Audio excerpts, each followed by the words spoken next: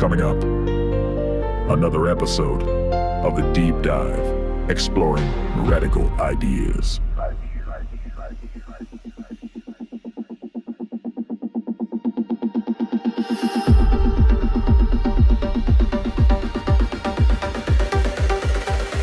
A podcast produced by Bob Rash.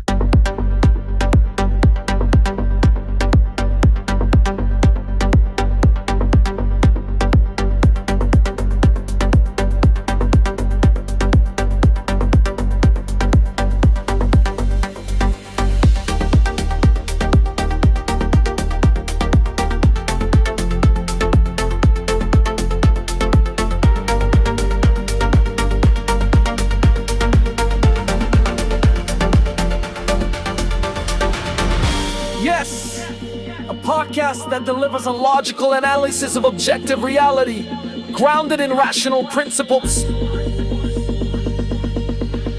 We will explore relevant facts and radical ideas based on the axiomatic principles of identity, causality, and consciousness, on reason as an absolute, on rational self-interest as a moral guide, and on the ideals of privacy, freedom, and justice.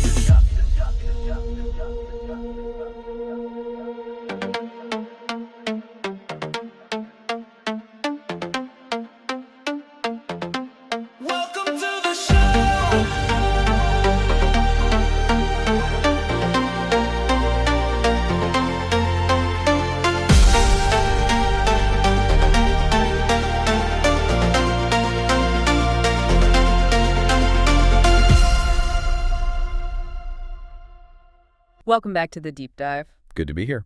Today, we're cracking open a really interesting piece. It's from Roberta Rachowski's Substack. That's right. And it takes a connection you probably wouldn't expect. Really? A really popular film, one almost everyone's seen, and links it to a pretty complex, sometimes controversial philosophy. Intriguing. Which film? Castaway. You know, Tom Hanks, Chuck Noland, stuck on that island. Ooh, right. Yeah, wow. Okay, Castaway and the philosophy. Ayn Rand's Objectivism. Okay.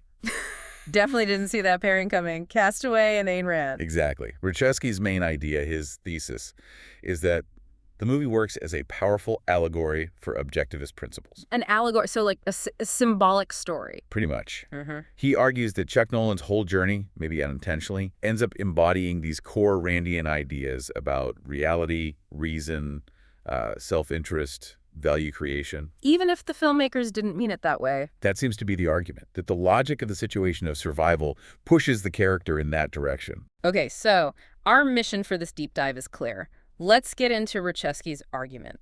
Using the sources you shared, we want to understand how he makes this case. Yeah, how does he connect the dots between Chuck Noland and objectivism? Let's see what insights this lens offers on a film we, thought we knew pretty well. Okay, so Rachowski starts right at the beginning, philosophically speaking, with metaphysics, the fundamentals. Metaphysics on a desert island, okay. Well, yeah. He looks at the plane crash, Chuck washing ashore, that whole raw survival situation. He sees it as a dramatic illustration of objectivism's basic axiom. Axioms. Those are the sort of non-negotiable starting points, That's right? exactly. Like, existence exists, there's an objective reality out there, independent of what anyone thinks or feels about it. Right, the island is just there. The ocean is there. It doesn't care about Chuck. Precisely. Reality is undeniable, harsh, indifferent. It's not bending to his will. That's the first point. Oh. Then there's A is A, identity. Things are what they are. A rock is a rock, a coconut is a coconut. Fire needs fuel. Chuck is human, with human needs. He can't just wish things were different. No, he has to deal with things as they are. Rachowski calls it a confrontation with the sovereign nature of reality. You can't just impose your will on it. You have to understand it first. Yes, that's the key. To change reality, to survive in it, you first have to accept it and understand its rules. You have to yield to its nature to then transform it. This objective reality sets the stage. Okay, so reality is objective. How does Chuck actually deal with it, according to this analysis? This gets into epistemology, right? How we know things. Exactly. And this is a central pillar of Rachowski's argument. He says Chuck survives because of reason. Not luck, not instinct alone, certainly not faith or miracles. Just pure thinking. Rational thought applied to the problems at hand. Rachowski literally calls him an epistemologist in action. Huh. An island epistemologist. I like it. But what does that mean practically? It means looking at how he solves problems. Making fire, for instance, is not random banging of rocks.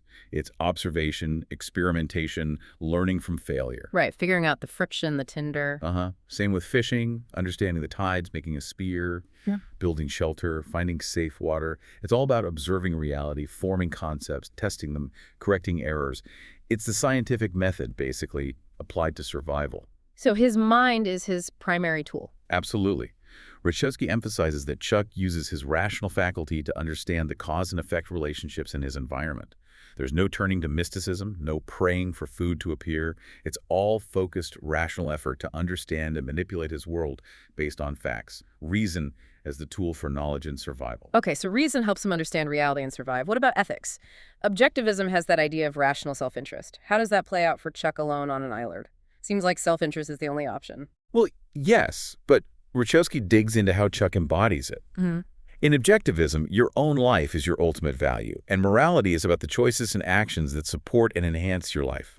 Rational self-interest isn't just doing whatever you feel like. It's about rationally pursuing your own flourishing. Exactly, guided by reason. And look at Chuck.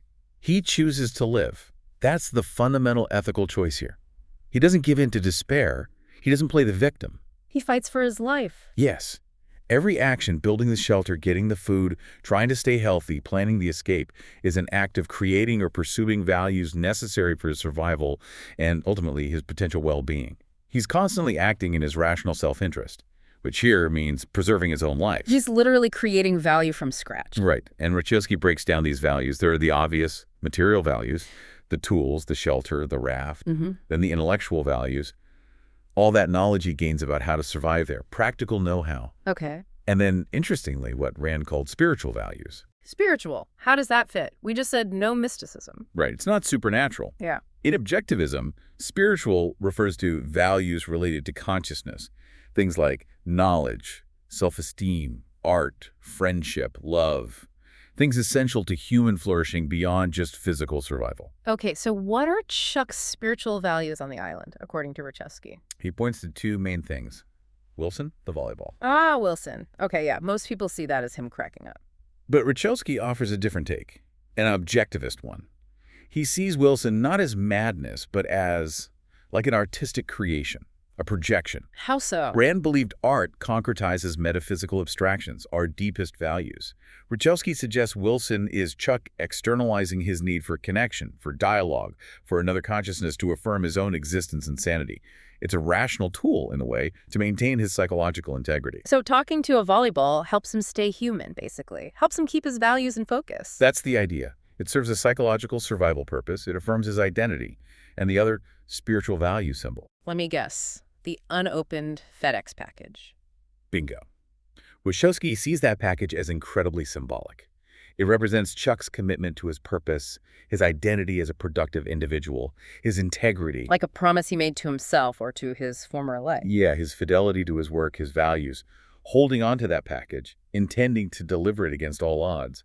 Rachevsky frames it almost as an aesthetic object. Meaning it's a physical thing that embodies his abstract ideal of productivity, responsibility, keeping his word. It's a connection to his identity as a value creator. Okay, so we have metaphysics, epistemology, ethics. What about politics? There's no government on the island. How does Rachevsky connect Chuck's experience to objectivist political thought? He sees the island as the ultimate, maybe extreme representation of individual freedom and absolute responsibility. Total freedom. Because there's no one else, no rules. Right. He's free to do anything, even free to give up and die. But with that freedom comes total responsibility. Yeah. Every choice, every action, every consequence rests solely on him. There's no safety net, no one else to blame or rely on. Exactly. And that, for Objectivism, is the core of freedom. The freedom to think and act based on your own judgment and the corresponding responsibility for the outcomes. The island strips everything else away. It's just the individual, reason, reality, and the consequences. Rachevsky even brings in the film's opening scenes, doesn't he? The words in Russia. How do they fit this reading? Yeah, he sees that as a deliberate setup, a contrast. He describes the Russian setting as representing collectivism, inefficiency, state bureaucracy, kind of stifling things. And Chuck is there as the FedEx guy representing? Efficiency, capitalism, productivity, individual initiative, trying to get things done despite the system. I remember that bit with the kid helping bypass the guards or something. Yes. Wachowski highlights that moment. Individual ingenuity, finding a way around systemic obstacles. He points out the setting is Russia, Rand's birthplace, which he sees as the homeland of the omnipresent state. So a symbolic contrast right from the start. Exactly. You start in a place symbolizing collectivist constraints, and then the story throws the protagonist into the absolute opposite, radical individualism and self-reliance on the island. It underscores the theme of the individual as the prime mover, dealing directly with reality. And all this focus on individual choice, reason, action. It leads Wachowski to the final scene. The crossroads. Yeah, where he's standing there looking down the different roads after delivering the package. Wachowski interprets that crossroads literally and symbolically. He sees it as representing life itself, according to Objectivism. Life as a series of choices. Constant rational choices. Yeah. Objectivism holds that happiness isn't automatic. It's achieved through the deliberate pursuit of rational values. The crossroads isn't about being lost or confused. It's about the potential. Yes. Wachowski calls it a celebration of human freedom. Chuck stands there, considers the options, the potential futures represented by those roads, and then he makes a choice. He acts. He picks a direction and goes. Right.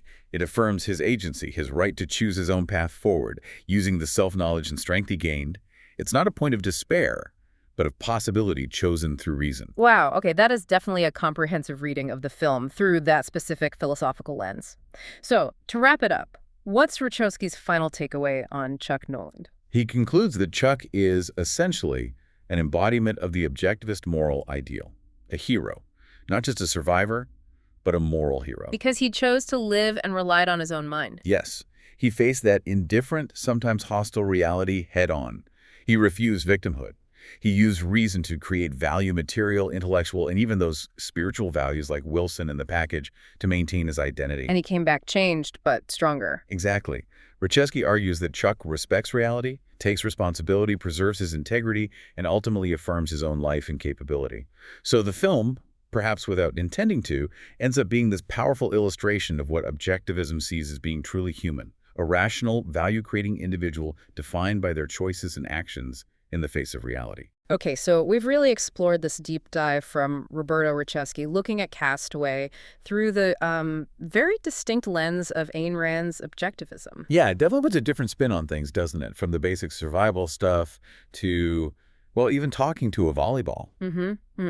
Or that FedEx package taking on so much meaning. Right, it layers this whole philosophical structure over the narrative, ideas about existence, reason, individual values, freedom, even art in a way. It's certainly thought-provoking. It moves beyond just man versus nature. It asks you to think about the philosophical underpinnings of his survival and his choices. So here's something for you, the listener, to think about after this discussion. If you consider Wachowski's idea, if you view Chuck Noland as this objectivist hero, does that change how you feel about his journey? Yeah, does it alter your perception of his struggles, his triumphs, maybe even his quiet dignity when he returns and faces loss?